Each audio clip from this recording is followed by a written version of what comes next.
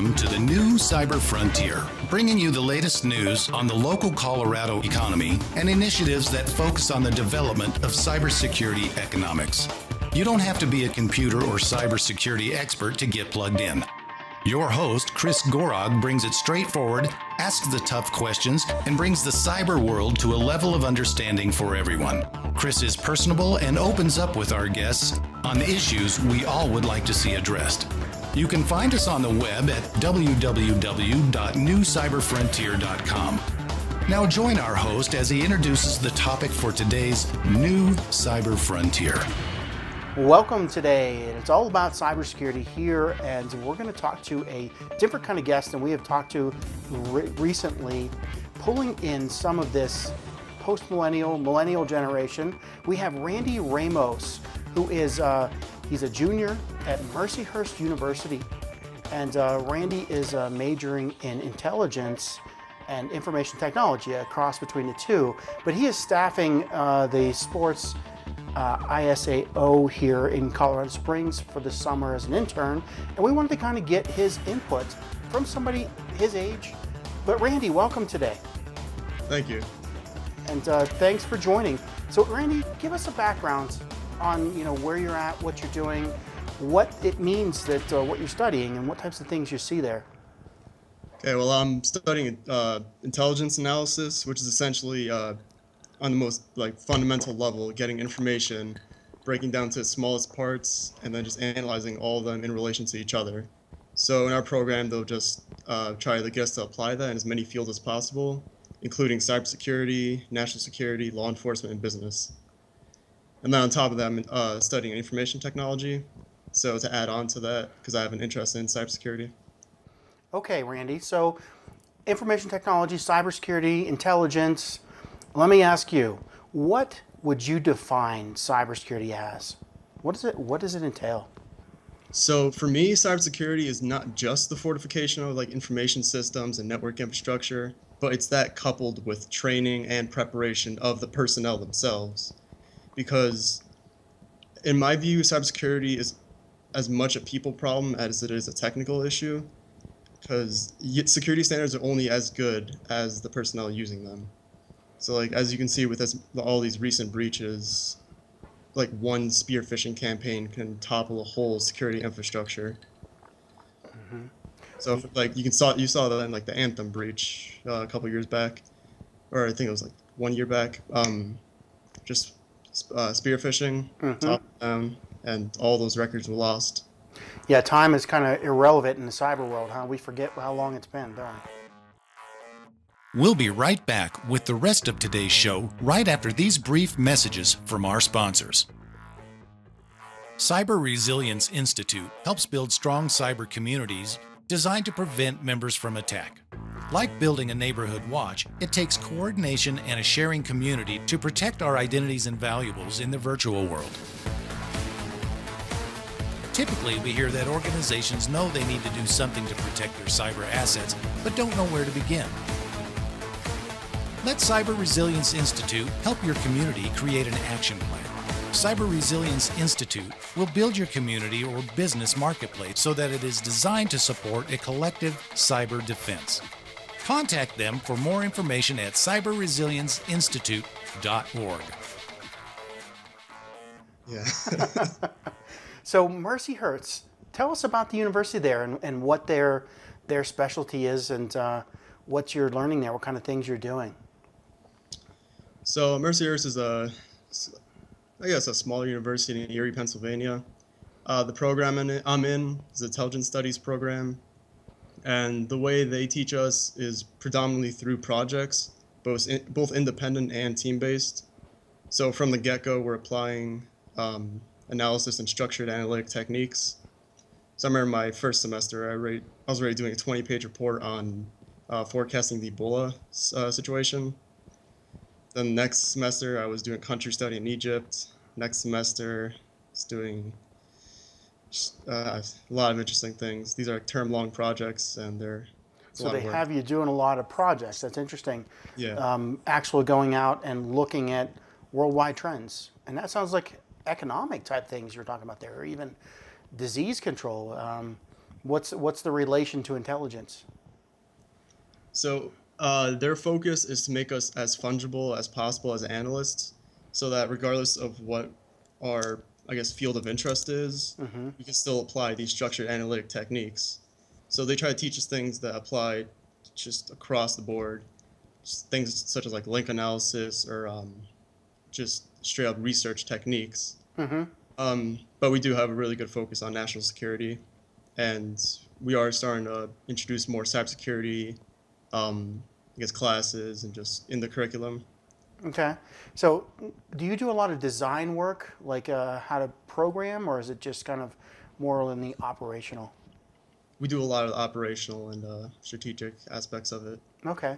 Interesting. So now your age demographic, we have quite a few conversations in cybersecurity with companies, CEOs, high-level government organization, representatives, and we're all kind of in the same realm where we're very vested in the companies that we're part of. We're very vested in the organizations, and as I've seen over the years, that the cybersecurity practice in general is getting older in age. Almost every year it seems to get a year older average for the groups that are attending cybersecurity. But yet you're a younger person. I'm obviously Mercyhurst is attracting a lot of younger generation. What types of things attracted you to the cyber security arena or the intelligence? What brought you in? What lured you in? I guess it was just a way to apply my love for, I guess, technology. I mean, I've always had a fascination with technology. Like, I always self-taught myself, like programming, Linux, just network infrastructure. And then on top of that, I mean, personally, I just love the writing and I just love the challenge. So that's what drew me to the intelligence aspect of it. In general, I guess it's just a desire to, I guess, give back in my own way. Yeah. Well, Yeah. a lot of people your age have that. Can we say that you're kind of common in your age group, or what's your thoughts? I mean, I guess it is common for people to want to give back in the way they're best capable of doing so. So, I mean, you're seeing a lot of initiatives to, I guess, just get tech out there. So you're seeing like a bunch of code websites like geared towards like younger generations, just to bring I guess, this field to light. So I guess continuing that could definitely help with drawing younger people. Yeah. Did you have a lot of friends your age going up through high school that were into the same thing, that you think that went to cybersecurity? Cybersecurity specifically, not so much. Just a lot. I knew a lot who were interested in computer science, but I think cybersecurity is just starting to come into the limelight with all these incidents recently. Yeah.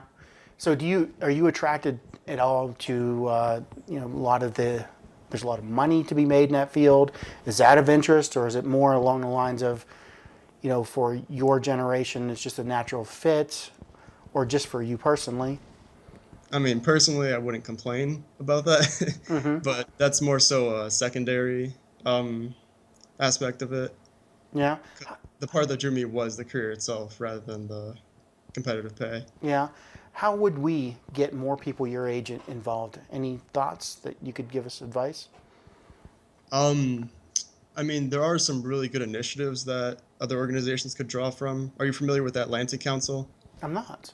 It's a think tank focusing in international affairs.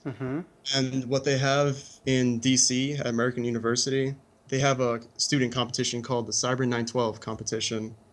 And what it is they give these teams a scenario in which the U.S. faces an unprecedented cyber intrusion on its infrastructure, and then the students have to come up with the best courses of action to respond and recover from the incident. Excuse me. Did you go through they get that? a really diverse set of students. Did you do that? Oh, actually, yes, I did. Okay. So was that an interest to you from your programming, your video gaming? How'd you get connected with that? It actually got to me through the intelligence part of my studies, because what they want is they want a big focus on the policy aspect of it, because there's like I said earlier, there's this misconception that cybersecurity is purely technical, and they want to bring it to light that this is there are other aspects to it. There's the policy aspect. There has to be training. There has to be like proper international responses to these incidents should it escalate to that scale. Mm-hmm. So they definitely put a large focus on the policy response, political implications, and so on. Okay. So the kind of gaming competition got you interested. When you look at a career, you're going to get out of college someday, you're going to go work somewhere. What would be your things that would attract you to either a region? I mean, if you had job offers all over the place, what would attract you to a region, an area, a company, an industry? What types of things are you looking for? I guess overall, a great work environment.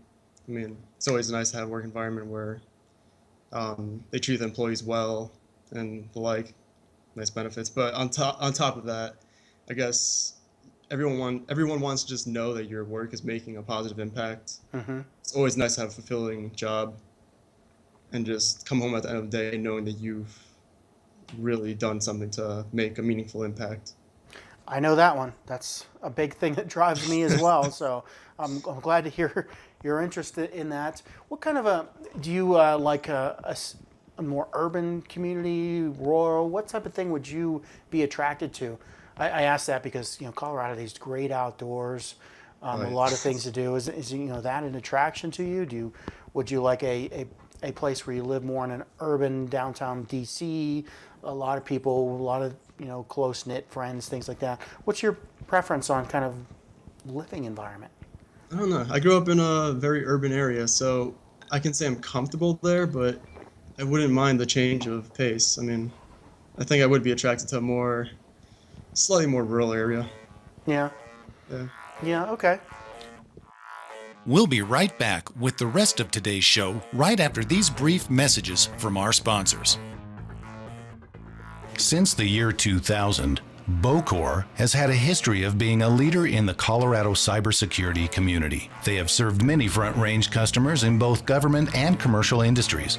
Right now, Bocor is looking for qualified cybersecurity professionals and offering competitive salaries, comprehensive benefit packages, tuition support, and exciting career opportunities working with cutting-edge technology. If this sounds like you, and you have a desire to guide our customers through the treacherous cybersecurity landscape, consider joining the Bocor team. Visit us today at www.bocor.com.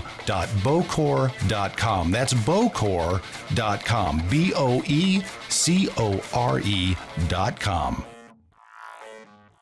Cyber Resilience Institute helps build strong cyber communities designed to prevent members from attack.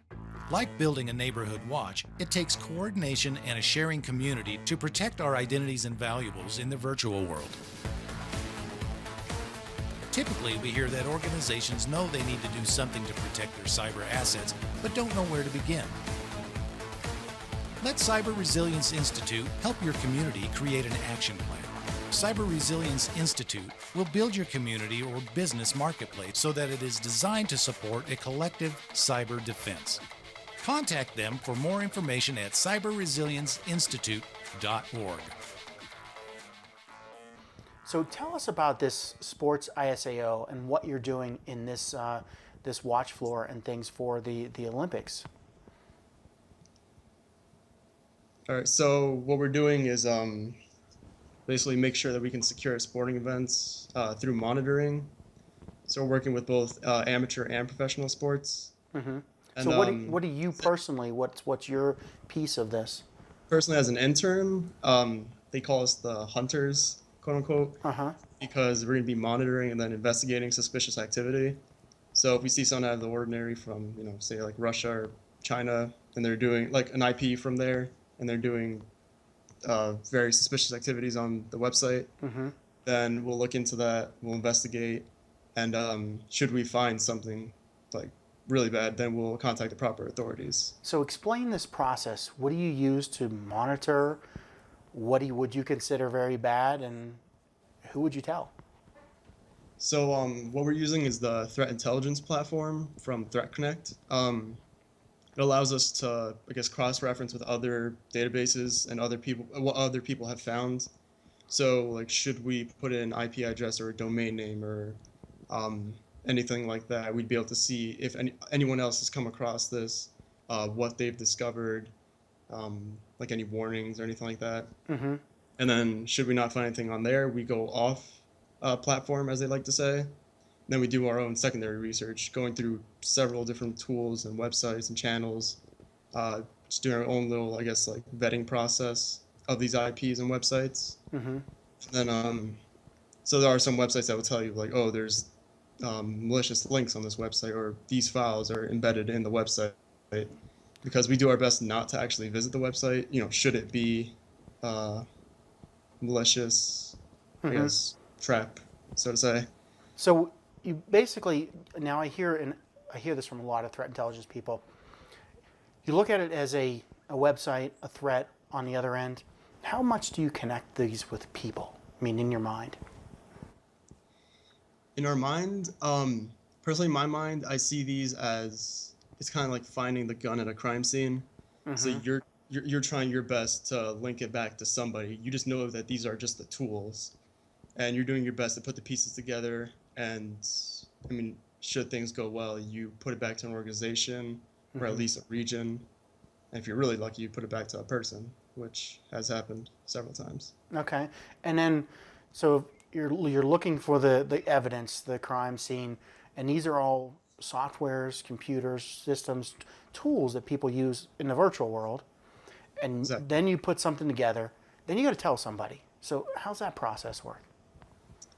So that's mostly handled by the people in charge of internship, but we are working closely with FBI special agent and I believe the National Guard. Mm-hmm. So should we find something, we will, I'm assuming, contact them, go through them, and then they'll go through the proper channels and procedures. Okay. Yeah, it's an interesting thing trying to understand what we're doing out there.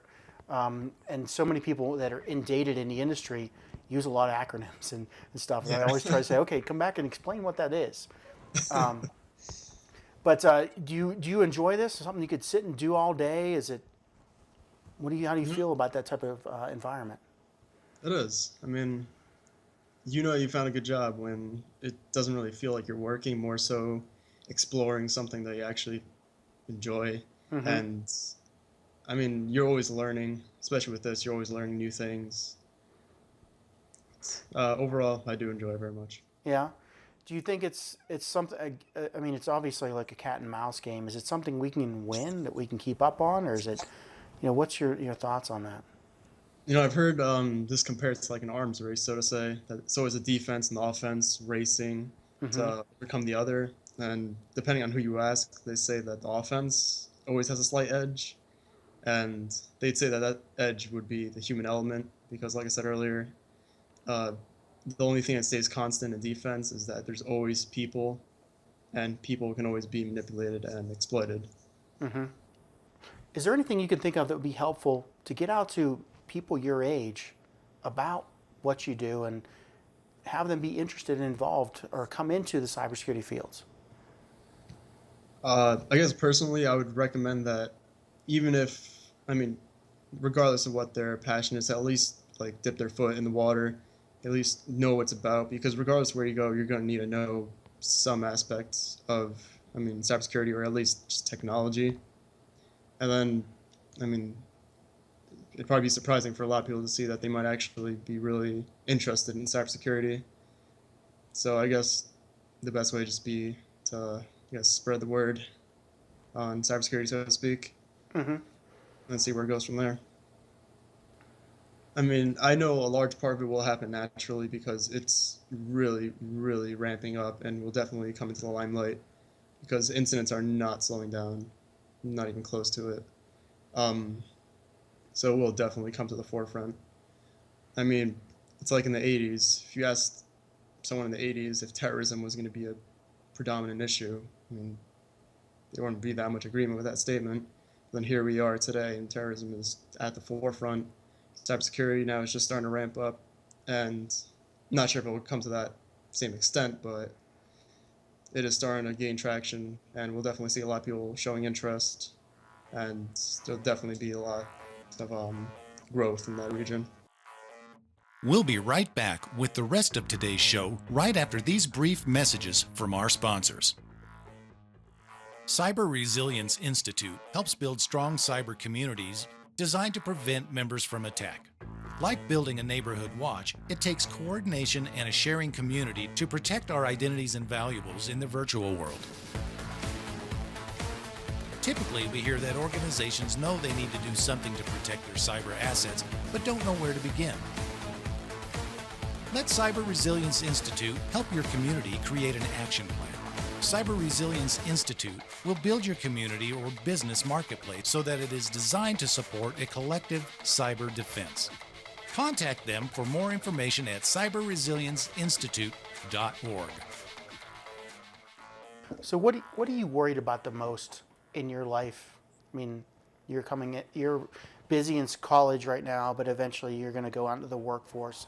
What types of things are you concerned about and you need to know about? I mean, it's always possible to secure yourself, but then you always got to be worried about, I mean, the peripherals. I mean, you can't, well, on a personal level, you can't secure a whole university. So should something happen to your university's network infrastructure, then you're at risk, or just anywhere. Simple to that. What about personal things in life? What do you think at your age? What are your biggest fears, angst, threats? What do you think of? I guess on a personal level, the thing you gotta look out for most is scams and phishing. I mean, phishing is huge. It's one. I'm pretty sure I read somewhere that the primary method of intrusion is phishing or spear phishing, just because of how it's almost like a guaranteed way to get in if you succeed in manipulating the person. So it's a very common method and can be really, really dangerous because you always have to be vigilant, but then the attacker only needs to succeed once and then they're in. Yeah. So what about in life in general? What do you think the next 5 years look like for you? For me personally, I mean, I hope to be in the workforce, hope to be working in cybersecurity. That would be good.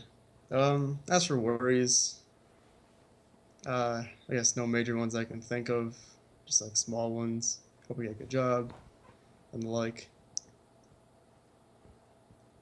Yeah. Good job. Roof over your head. Video games to play, right? Are you a big gamer? No, I'm not that big on video games. Yeah. What do you do for pastime? I really like music, so I play guitar. Recently got in the habit of refurbishing old electric guitars. So I do that in my spare time. Yeah. How many of those have you done? I'm sorry? How many guitars have you done? So far just 2. I mean, I just started recently. That's two more than I have. That's What does it mean to refurbish a guitar? Well, for example, my friend had a guitar. It was an old '80s Les Paul copy. Electronics were just completely messed up, so I had to go in and I guess resolder some of the circuitry in there.